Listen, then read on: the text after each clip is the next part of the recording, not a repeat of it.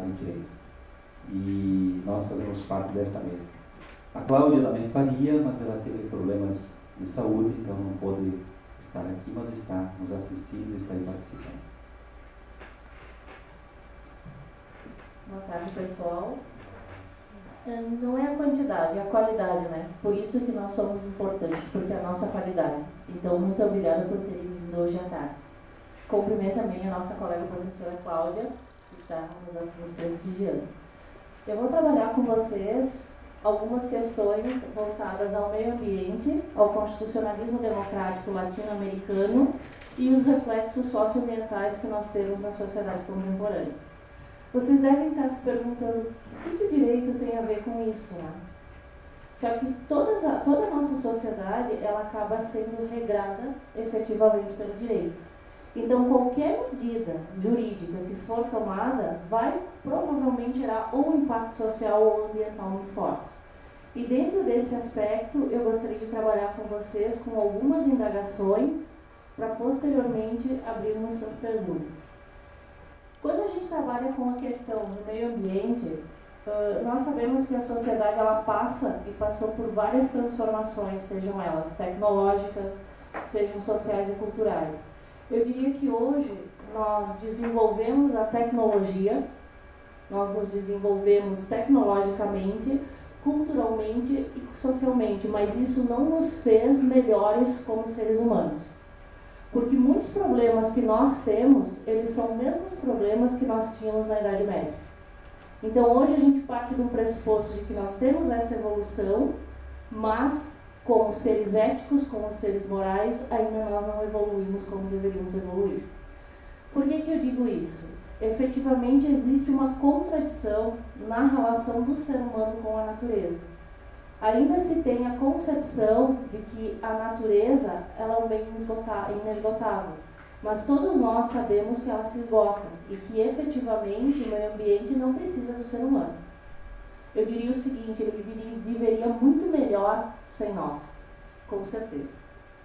Por quê? Porque efetivamente nós não conseguimos, dentro dessa complexidade de contradição que existe, equacionar a nossa relação com o meio ambiente. Eu me lembro de um vídeo que o Michel apresentou, do Carl Sagan, Um Ponto Azul. Ele é muito interessante, esse vídeo está na internet e vocês poderiam assistir. Vale a pena até para fazer a reflexão da nossa posição dentro da sociedade e dentro do contexto ambiental. Hoje eu diria que nós tratamos a natureza como um objeto mercadológico, porque nós a exploramos, a utilizamos e o que nós damos em troca a ela. Efetivamente nós vemos que existem uma série de desastres ambientais, uma série de problemas ambientais que estão ocorrendo. Quando eu falo em catástrofes, na verdade a gente tem uma série de catástrofes. A gente tem as catástrofes ecológicas, maremotos, tsunamis, mas também eu tenho as catástrofes sociais.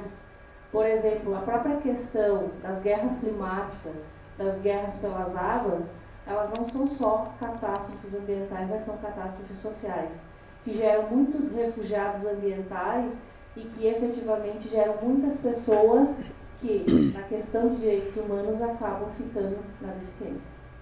Tem um exemplo que vocês podem observar que é a Síria. Quantos refugiados hoje a gente tem devido a essas guerras que acontecem? Então aí se questiona efetivamente como é que o ser humano ele consegue equacionar essa complexidade que existe entre ele e a natureza. Hoje também a gente pode observar que existe um processo de privatização do uso do meio ambiente. Então nós privatizamos ele como utilizável, mas não damos nada em troca a ele. E isso é um problema que se tem que observar. E outra coisa que nós precisamos observar é que o meio ambiente ele é um recurso que não é inesgotável, porque sempre se trabalhou com essa ótica. Hoje a sociedade ela começa a ter uma visão diferenciada. Mas aí eu pergunto para vocês, efetivamente agora se precisa dessa visão desde quando nós éramos crianças. Nós não tínhamos a concepção de que o meio ambiente era um recurso inesgotável que se precisava se proteger? Lembra na escola? Lembra do ensino médio fundamental? Todo mundo dizia o meio ambiente ele é esgotável, precisamos proteger. E o que foi feito até agora? essas alterações climáticas, todos esses problemas, efetivamente é só agora que acontecem? E quando a gente trabalha com o próprio meio ambiente, a questão da desigualdade social e da pobreza, ela também gera impactos ambientais. Eu não tenho só impactos sociais. Sempre que eu tenho desigualdade ou pobreza, eu tenho impactos também ambientais. É só nós observarmos nas nossas cidades os bairros da periferia. Eles não têm saneamento básico, eles não têm uma série de recursos que gera não só o impacto social pelo fato de estarem em questão de desigualdade e pobreza, mas também o impacto ambiental que vão causar ao meio ambiente. Dentro desse aspecto, surgem as legislações. Eu gosto de trabalhar muito com a ideia constitucional, porque a Constituição ela é o nosso ordenamento que serve de base para toda a ordem jurídica infraconstitucional, ou seja, abaixo dela. A Constituição ela não pode ser um formalismo somente normativo. Ela tem que acompanhar todos os processos sociais. E eu diria que a nossa, ela está em defasagem comparada com os colegas latino-americanos. A gente tem uma concepção de importar modelos eurocêntricos, ou seja, importar legislações da Europa porque se acha que elas são perfeitas e que se enquadram especificamente em nossos países. Só que a gente não observa muitas vezes o que está no nosso lado, que são constituições que têm muito mais avanço do que inclusive a nossa. Dentro desse aspecto, eu trabalho com as constituições latino-americanas. Aqui a gente tem a Colômbia, a Venezuela, o Equador e a Bolívia. Mais especificamente, eu vou trabalhar com a questão Equador e Bolívia, que são constituições que rompem com essa tradição eurocêntrica e buscam uma nova visão de sociedade. Quando eu digo de sociedade, não só de sociedade no intuito de sociedade, mas também buscam uma nova visão na questão ambiental. Nessas constituições se dá a possibilidade do cidadão articular, participar das constituições e dar vazão à democracia participativa. Vocês devem pensar, bom, a nossa Constituição tem ideia de democracia participativa? Tem.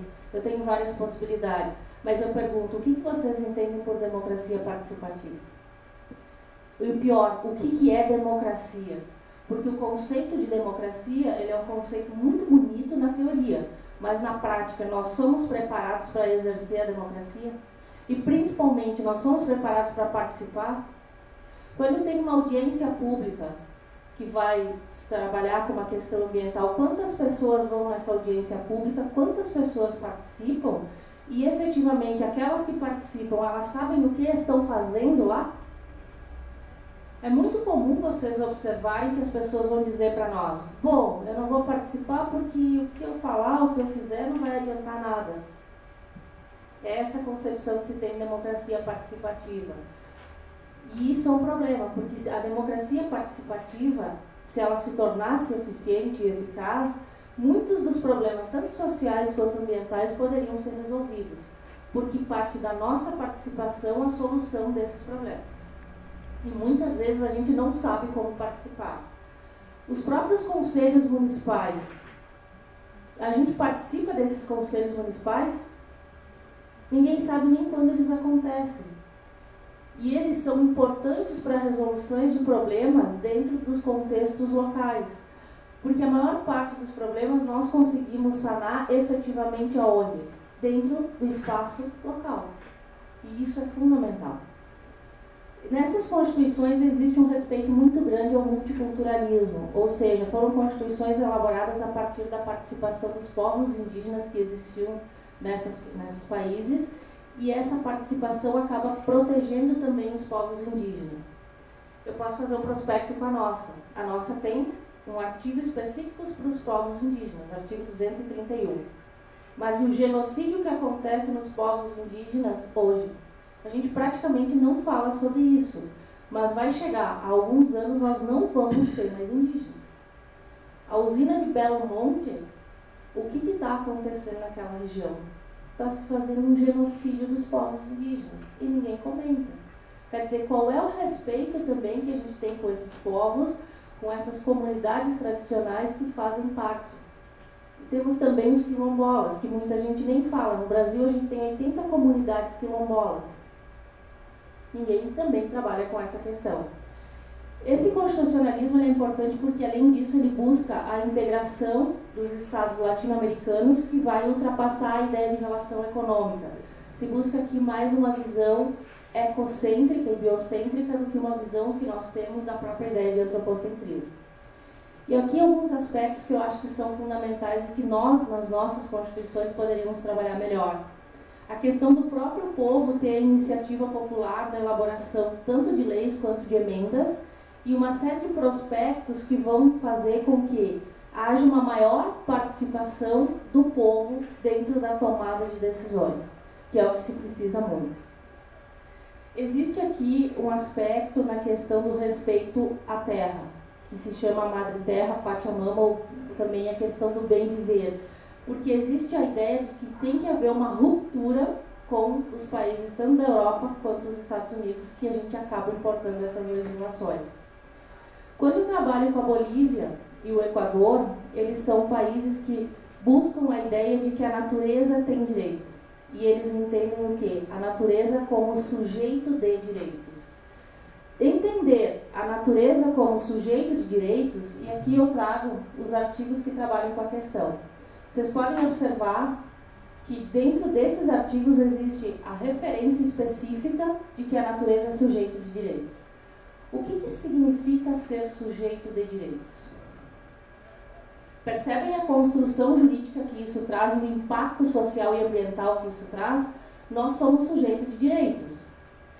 Ser sujeito de direitos significa ser portador de direitos e deveres, sim, mas principalmente ser portador de direitos e ser tratado como tal. Quando a gente pega no Brasil a nossa natureza, ela é tratada como um objeto, porque ela é um bem de uso comum. Ser bem de uso comum, isso é um bem de uso comum. Ser sujeito de direitos, existe uma outra questão aí. O que isso traz? Na questão de reparação e restituição do dano ambiental. Existe na nossa legislação a restituição natural, a compensação ecológica e a reparação pecuniária. O que se faz? Exemplo típico, São Marco, Minas Gerais. O que se fez? Vai se fazer o quê? Indenizar. A indenização vai trazer de volta as cidades? Vai trazer de volta o meio ambiente? Vai trazer de volta toda a fauna e flora destruída? Não.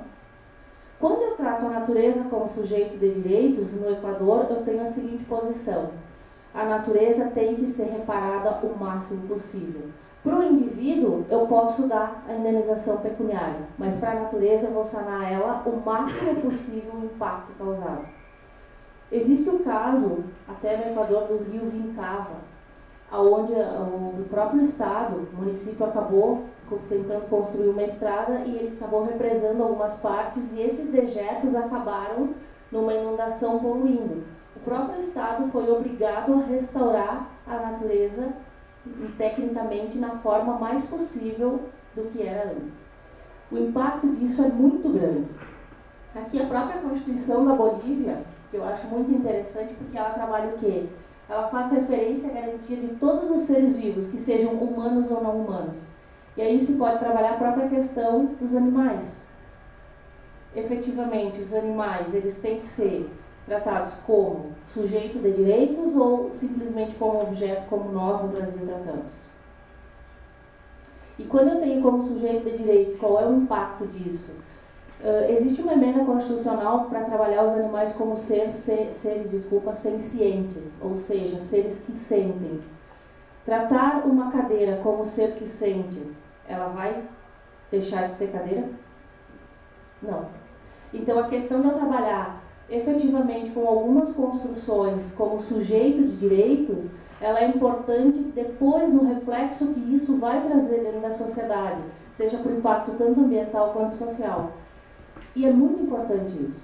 É preciso que se mude essa visão, porque eu não tenho que proteger só os seres humanos, eu tenho que proteger todos os seres que compõem esse planeta. Porque efetivamente nós somos uma cadeia sistêmica onde um depende do outro. E eu não posso excluir um para incluir o outro, porque todos precisam ser incluídos nessa cadeia. Até eu sempre me perguntava, por que existem aranhas? Eu as odeio, e elas me odeiam também. Mas aí eu percebo o quê? Mesmo que eu as odeie e que elas me odeiem, elas são essenciais para a cadeia natural. E é assim com todas as coisas. Todas as coisas que tem na natureza, elas são essenciais para uma cadeia produtiva. E para uma cadeia, que aqui é uma visão antropocêntrica, para uma cadeia o quê? Uma cadeia de preservação. E isso é fundamental. Também na Bolívia, foi publicada a Lei da Madre Tierra. Não sei se eu falo bem espanhol. Certo? Acertei, colegas? E aqui eu preservo esses direitos da Madre Terra.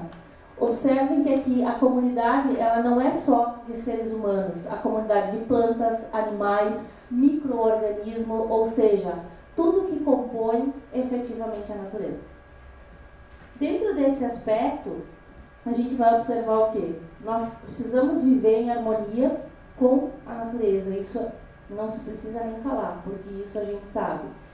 E quando se trabalha até com a própria Constituição brasileira, observem como nós tratamos o meio ambiente. Todos têm direito ao meio ambiente, que é um bem de uso comum do povo. O que quer dizer um bem de uso comum? Vai lá, Michel.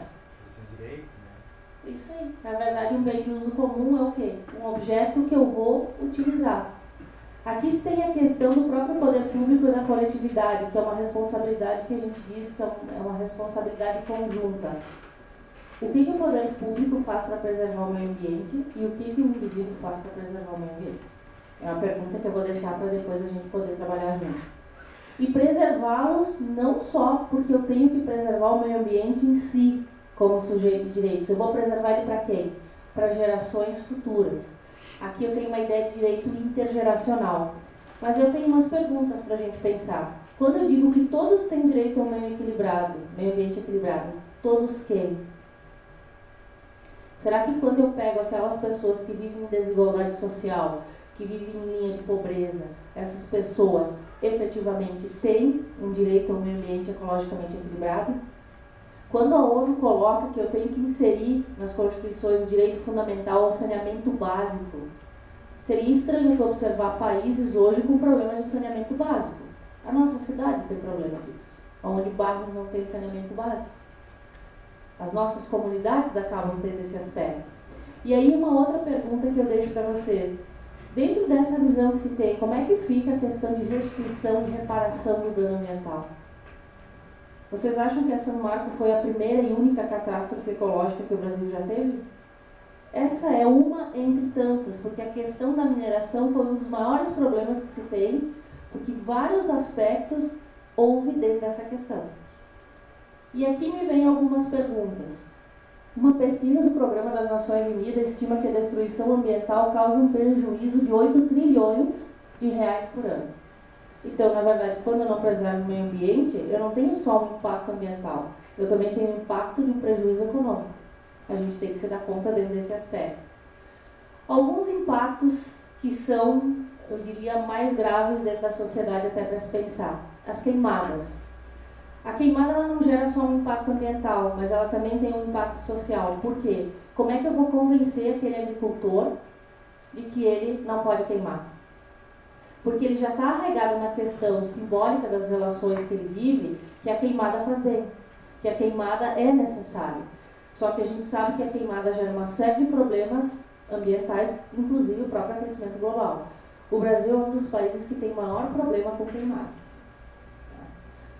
O desmatamento, quando eu tiro mata nativa, seja para usar ela como madeira ou para liberar para a questão da agricultura e da pecuária, quais males que causam? Eu causo o mal ambiental, que é a questão da destruição de toda a biodiversidade, mas eu também muitas vezes causo um mal social, que é a questão de toda a destruição ou a extinção das comunidades indígenas e das sociedades tradicionais. Isso é um problema muito sério. A poluição, seja ela nos seus diversos aspectos, seja a poluição das indústrias ou seja a poluição causada pela própria população, que problemas ecológicos e que problemas sociais eu tenho aqui? A enchente, a chuva ácida, a diminuição da biodiversidade, a destruição da camada de ozônio, a própria questão do aquecimento global são problemas ecológicos. Mas dentro das cidades, quando eu tenho a própria ideia de poluição, qual é o impacto social que isso vai causar? Quantos de nós desenvolveu rinites ou outros tipos de doença causada pela poluição. Hoje existe uma gama muito grande de pessoas que têm intolerância a determinadas coisas. Por quê? Por que antes não se via isso? Efetivamente é uma pergunta que nós precisamos fazer. Eu trago a questão do desaparecimento de culturas, por quê? Porque a própria ideia da globalização, ela acaba padronizando culturas. E quanto mais a gente destrói a nossa cultura, menos identidade se tem. Porque o que nós somos? Nós somos a construção simbólica da nossa cultura. Cada um de nós é uma construção simbólica das nossas experiências, das nossas culturas. Se nós padronizarmos, a gente vai deixar de ser. E isso eu acho um problema muito sério dentro da sociedade. Aqui eu trago outros problemas que eu diria que são essenciais a serem pensados no Brasil. A questão da exploração de minas, pedreiras, a questão da exploração do petróleo, qual é o impacto que isso tem? A própria questão do pré-sal, que é uma discussão que se faz no Brasil.